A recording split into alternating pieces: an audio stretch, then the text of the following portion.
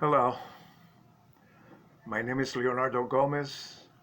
I want to tell you a true story, my story, because it is why I speak out today.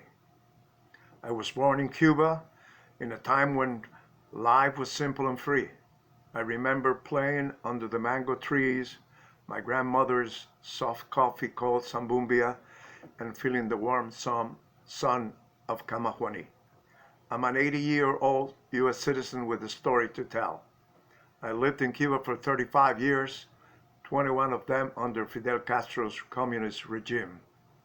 My real life began when I arrived in the United States 45 years ago, where I finally found freedom and built a new family, a new life, and a beautiful family. My wife, my two daughters, Jackie and Cynthia, and my daughter Lizzie from my first marriage in Cuba. Today, one of my children, my son, Alexander, still lives in Cuba. My daughter, Lizzie, is here in Jacksonville. I brought her here because she was brave, perhaps too brave. I knew what they do to people who speak the truth, and feared she would go to prison if I didn't act. After watching what's happening in our country, observing the absurdity of election in New York, and thinking deeply about what is going on, I decided to open this YouTube channel. I don't want my three daughters or their children or you to ever experience what my family and I went through in Cuba. I want to share the truth, my experiences, and my humble thoughts with the American people. I have lived a long life filled with countless stories, both inspiring and challenging, with the wisdom that only time and adversity can provide. We need now only the truth, and as I always say, courage is contagious, and just speak the truth.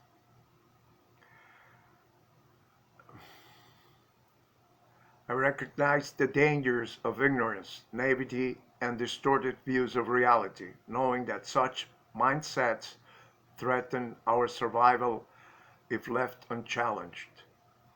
This story is not mine alone. It's a conversation I want to share with you. I want you to understand why I feel such a profound connection to America, why I love this nation deeply and believe that defending its founding principles, its freedom, and its constitution is the most critical battle of our time. And I can tell you, there has never been and may never be again a nation like the United States of America. Let's protect her. Let's honor her. Let's keep her free. My school years before socialism. I can tell you, freedom is fragile. The truth is, these people know exactly what to attack and destroy to create chaos. They know which institutions to damage so they can reshape the country and the society on their terms. Their goal is to break down our strength, our prosperity, and everything that has made this nation successful and replace it with a system controlled by them. Of course, they don't tell you that. They don't believe in real democracy. They are a one direction train that never stops, never questions itself, and crashes into everything in its way. If you look at their history, they always end up destroying themselves, but they drag the whole country down with them first. Their ideology doesn't accept setbacks or losses.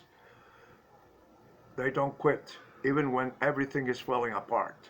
They will keep pushing until it's too late, until everything has collapsed, because they don't build, they burn. The deeper truth is that ideology is a kind of obsession, a sickness. They convince themselves that they are saving humanity from exploitation, oppression, racism, and whatever other evils they project onto capitalism. They don't see themselves as radicals. They see themselves as heroes, not just saving the US, saving the world. I saw this firsthand in Cuba. They lie, they cheat, they destroy anything and anyone, and they justify it as the cost of progress. They will even kill for a future that never arrives, a dream that always turns into misery, fear, and control. And if you think they're going to sit back and let Trump or the MAGA movement rebuild the country around ideas like we the people, law and order, the Constitution, Christianity, hard work, peace, and real democracy, think again. They will not allow it. They will fight it with everything they have, and they won't care how much damage they cause in the process. Because for them, power is everything, and people are just collateral damage. I grew under these people. I saw the lies, I saw the fear, I saw the destruction. And believe me, they will do it here too if they get the chance. I've seen this before, and I'm warning you. The chaos caused by millions of illegal immigrants, the widespread abortion supported by Planned Parenthood, wokeism, and the disruption of women's sports by transgender policies are all symptoms of a deeper societal issue.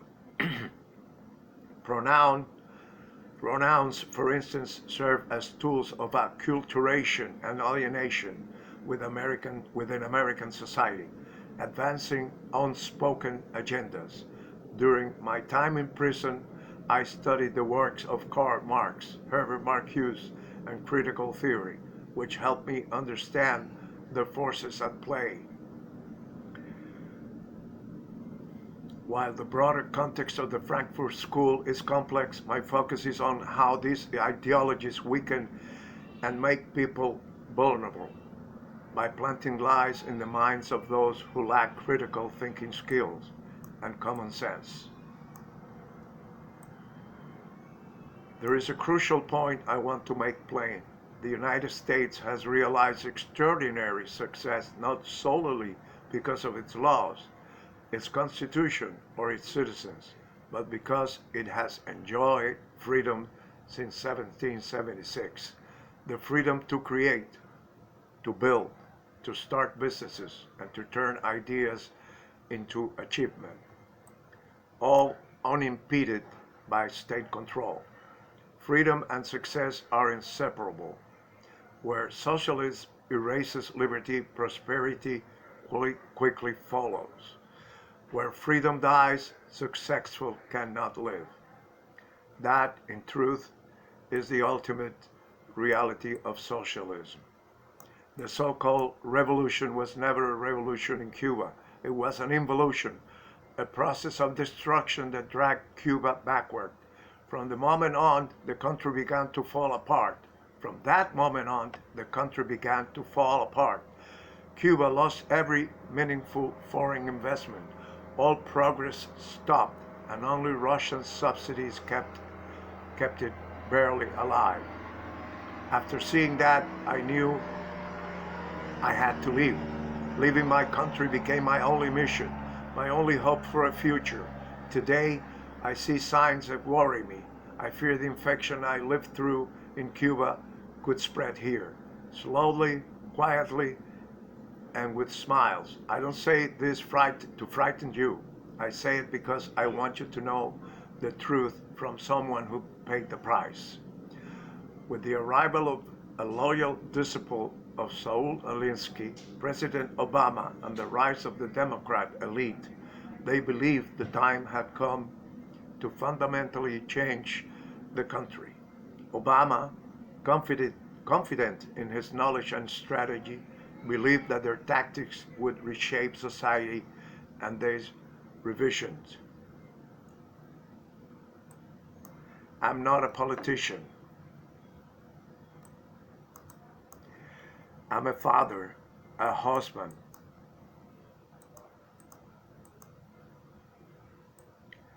a grandfather, and a man who loves freedom. I'm speaking so my children and your children do not suffer what we suffered. I am speaking because I owe this country everything. Before communism came to Cuba, my childhood was full of joy and promise. I played basketball on the Champagnat Marista School, sang Take Me Out to the Ball Game with my eccentric English teacher, Cesario Pelaez, and spent summers swimming in crystal clear rivers with my cousins. To avoid any misunderstanding or speculation, I want to clearly define myself to the audience of this channel. I love freedom, I cherish the United States Constitution, and I'm deeply convinced that if we remain passive, we will lose our country, and everything we hold dear will change for the worse. Following the tragic death of Charlie Kirk, we, the people, are determined to multiply his spirit by the thousands, to confront and defeat the criminals and assassins, deport those here illegally, and restore stability rooted in our Christian values, the Constitution, the rule of law, and the democracy that enemies of Americans seek to replace with tyranny. My 21 years living under communist Cuba and 7 years in prison there have shown me firsthand the destructive nature of socialism and what their evil forces can do. Cuba once had a strong and decent middle class. Today, it's a place almost unrecognizable, where poverty touches nearly every family and hope is hard to find. I'm blessed with 6 grandchildren and a home filled with love. Jackie and Lizzie are school teachers. Cynthia works at home as a decorator.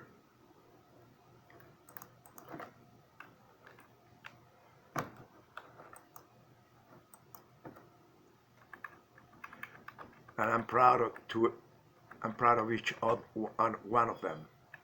When the revolution came, everything changed. They call it progress, but it destroyed our freedom and our society along with everything else. The culture, the economy, the infrastructure, the highways, and the hope of getting out of the kind of life that is miserable. It really was and still is an involution, a depauperation, a cycle of impoverishment. My father lost his business, La Constancia. The name meant perseverance, and that's exactly what he had. He worked hard for his family, but the government took everything in the name of the people. My father was an extraordinary character, and this story is dedicated to his memory. My father was a humble, honest, great man, not just a father, but to his whole family. In Cuba, he built businesses, shared his wealth, and lifted everyone up. He gave jobs to relatives, paid for their studies, and opened his doors. My aunt, Caruca, whose real name was Caridad, and her 3 daughters lived in one of his houses, safe and cared for, because that's who he was, a man who never left family behind. He showed me that fighting for yourself is fighting for your family, and it's about bringing all others with you. My father faced hard times. Cuba wasn't easy, but he never quit. That's where I learned to stand up after every fall, no matter how hard I hit the ground. When I left Cuba to come to the US to reunite with him, my mom, and my brothers, I carried his lessons with me, even when I had to leave my kids behind. His voice in my head said, keep going, don't give up. And I'm still going for him, for my kids, and now even for you. The man who taught me pa'lante, keep going, he lived it. And every ounce of tenacity in me, every reason I keep rising after every fall, comes from him. Every story I share, every lesson I pass on, it's got his spirit in it.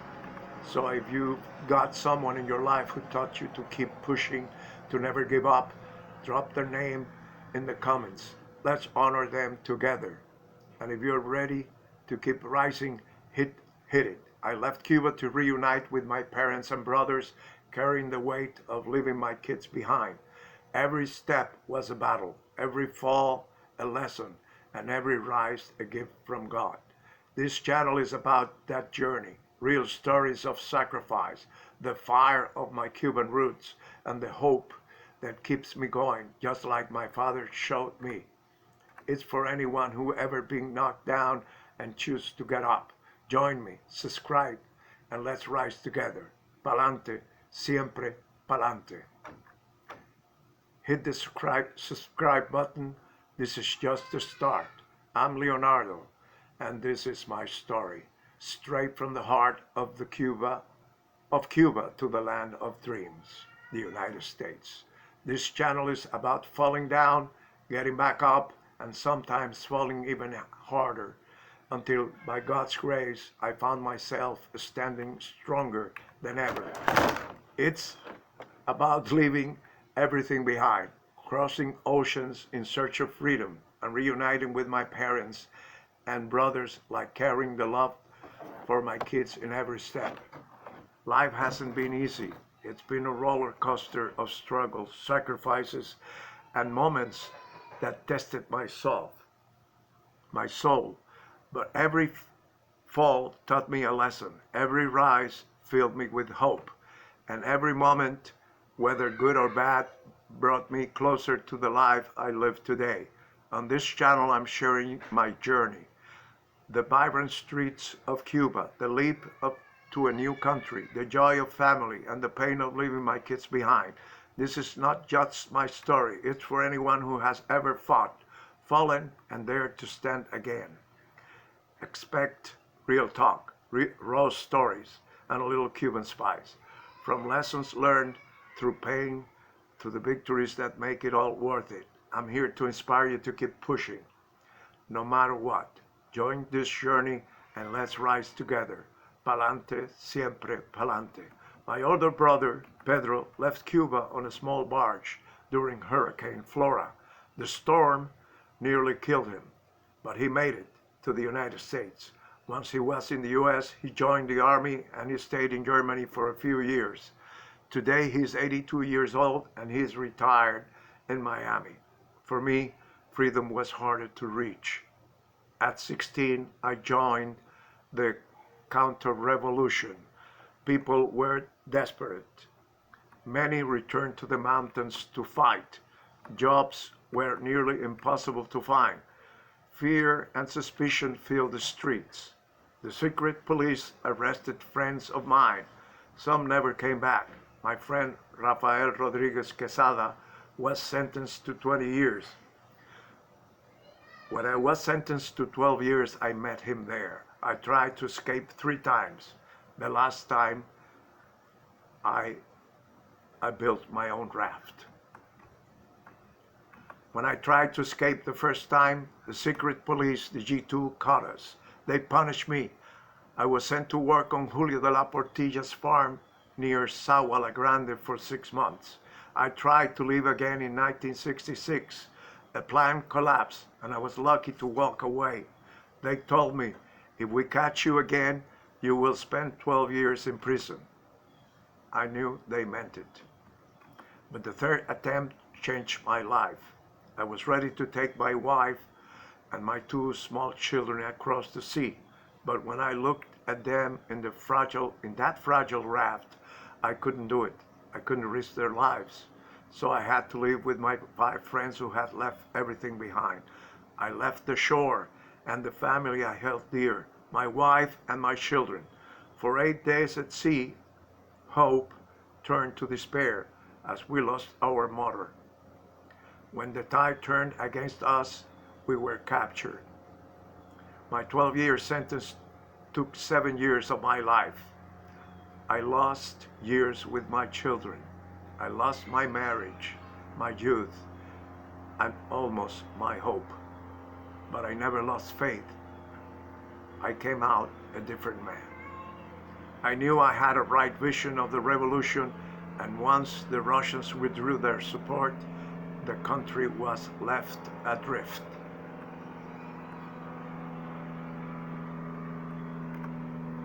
uh, they were plunged into one crisis after another. Without subsidies, the economy collapsed, and millions of Cubans were forced to leave their homeland. Long before that moment came, I already knew I had to go and leave Cuba. Years later, the Peruvian embassy crisis occurred. Thousands of desperate Cubans stormed a tiny building, forcing the regime to open the door.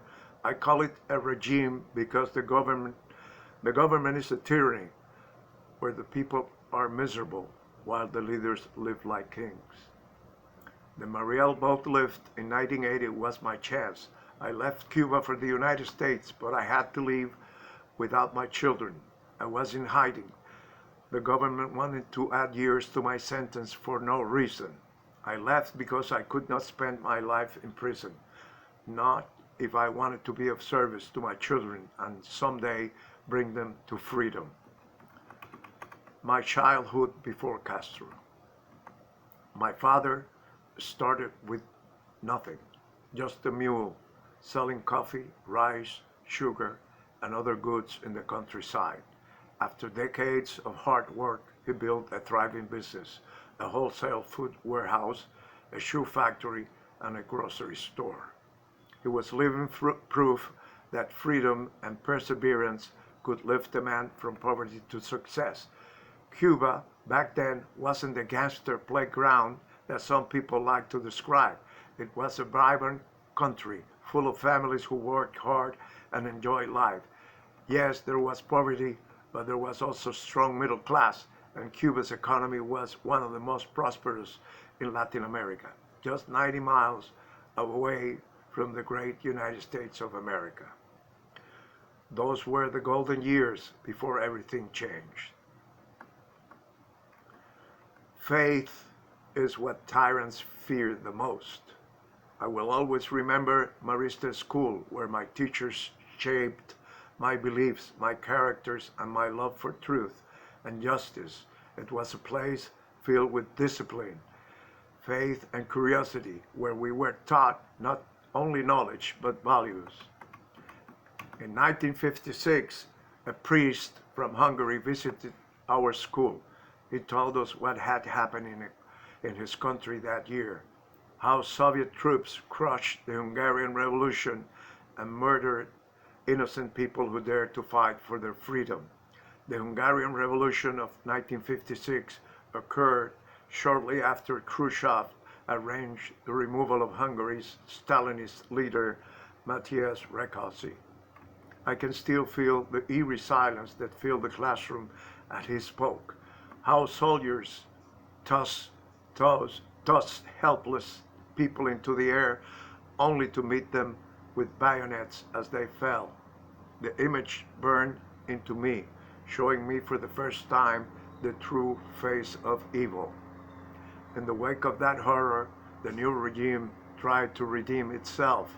It dissolved the secret police, declared its intentions to leave the Warsaw Pact, and promised to restore the elections, free elections. By the thousands, Hungarians were arrested, imprisoned, and deported to the Soviet Union, and approximately 200,000 Hungarians fled Hungary in the chaos. Hungarian leader Imre Nagy and others were executed following secret trials, political repression, the feared state protection authority, secret police arrested, tortured, and executed political opponents, with thousands deported to the Soviet Union or imprisoned. Economic hardship. The communist government siphoned resources to the Soviet Union and enforced Soviet-style economic policies, leading to a low standard of living for many Hungarians. Forced Russification. Russian language instruction was mandatory in schools, and Soviet control was constantly reinforced. History teaches us this simple but powerful truth. Those who cannot remember the past are condemned to repeat it. After that day, I began to understand what evil looks like when it wears the mask of equality. I see people divided, history rewritten, truth attacked, That's how it begins. That's how every socialist and communist revolution starts, with envy, confusion, and false promises. They tell you America is the problem. But America is not the problem. America is the hope of the world. I also realize that they have to lie and deceive. It's like a curse. Truth won't work. When the truth becomes dangerous, the lie becomes law. They don't need to burn books if they control what you believe. Years later, when Fidel Castro came to power, I saw that pattern emerging in my own country. The same kind of control, the same lies, the same destruction of freedom disguised as justice. Life became hard, confusing, and painful. The new regime decided to nationalize everything. All American corporations, big and small, AT&T, all the sugar mills, even the famous Hershey sugar mill. It didn't matter how many workers lost their jobs or how many families were left with nothing. No one was ever compensated. Overnight, everything changed. After they took over the foreign companies, they also seized Cuban factories and every small business on the island. Private businesses were confiscated. People who had worked hard their entire lives lost everything: homes, farms, factories, and dreams. My father, who has built his business from nothing, watched helplessly how, as government agents took them away in the name of the people. I watched what socialism did to Cuba. That is why I speak. I saw the cruelty, the corruption, the hunger for power. I was there when good hearts were broken. I met people who had no compassion, only a thirst for control. I learned that this is not just politics, it's a kind of evil made public. The psychologist Andrei Lobachevsky called the study of this phenomenon ponerology, the study of how evil infects political system. I lived it. My adulthood, the arrival of the revolution. I was 14 when Fidel Castro came to power in 1959. Like many Cubans, I was initially filled with hope. We believed in promises of freedom, justice, and equality, but very soon those promises turned into fear, control, and betrayal. Soon it wasn't just property that was taken, it was freedom itself. Every conversation had to be guarded. Every word could be used against you. The same neighbors who once shared coffee with you in the morning could report you to the police in the evening. When you silence truth, tyranny begins to talk loud. I learned what it means to live with fear, the kind that hides behind smiles and whispers through closed doors. Cuba had become a prison surrounded by water. Those who tried to escape were branded as traitors. Some were captured, others were killed, and many simply vanished, swallowed by the sea or the silence of the regime. Yet hope never dies. In 1964, when I was 19, I made my first attempt to escape. I was young, restless, and desperate for freedom. Every day under the communist regime felt smaller, darker, and heavier. It was as if the island itself was closing in on us, suffocating every dream. My first escape attempt in 1964. My uncle, his wife, their 3 grown children, and I planned to escape by sea. We heard that a boat would come for us on the Northern Sea near Caibarien, about 27 kilometers from my hometown of Camajuaní. For 2 long days we hid in the mangroves, eaten alive by mosquitoes, hungry, silent, and afraid to breathe too loudly. Finally, a boat appeared on the horizon. Our hearts raced. We believed salvation had arrived, but what none of us knew was that it was all a trap. The whole operation had been set up by the G2, the Cuban secret police, Castro's version of the Gestapo. Armed men surrounded us as we were leaving. There was shouting, confusion, and disbelief. Some of us cried, others froze. I will never forget the humiliation, the crushing realization that our dream of freedom had been used against us. We were taken away under guard, questioned, and treated like traitors. I was just 19, but that moment aged me. It taught me that communism not only steals your freedom, it steals your hope, and even tries to break your faith in humanity. But I refused to let them win. Deep inside, I made a promise to myself. One day, I will leave this island, and I will live free. I will live free. That promise would guide the rest of my life. Another failed attempt.